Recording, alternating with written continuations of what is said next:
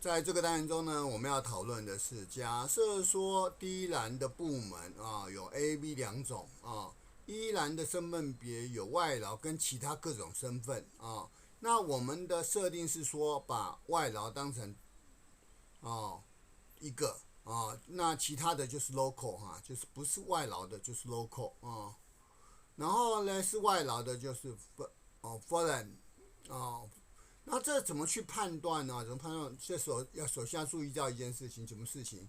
我们要先判断第一个，if H2 这里本地外劳这个 H1 这个 H2，它是不是等于foreign？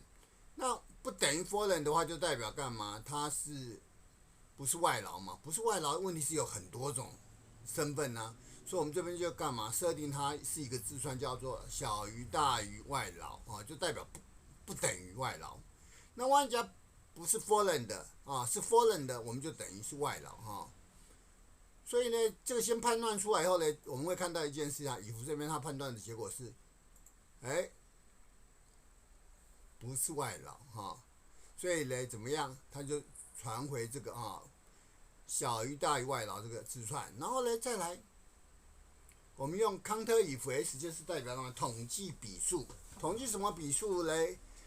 D2 到 D18我的资料部门的部分等于 A 的G2 的有多少笔同时12到18不等于foreign 的有几笔那它算出来结果是8笔然后到了下一个 I3 储存格。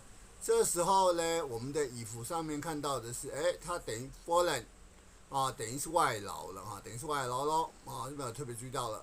那这时候一样 ，counter if 去等于外劳的有几笔？有 A 的有3笔3笔然后呢，总 total 加起来，刚好是17笔，有没有特别注意到总 total 加起来是17笔，所以你这边就看到刚好是17笔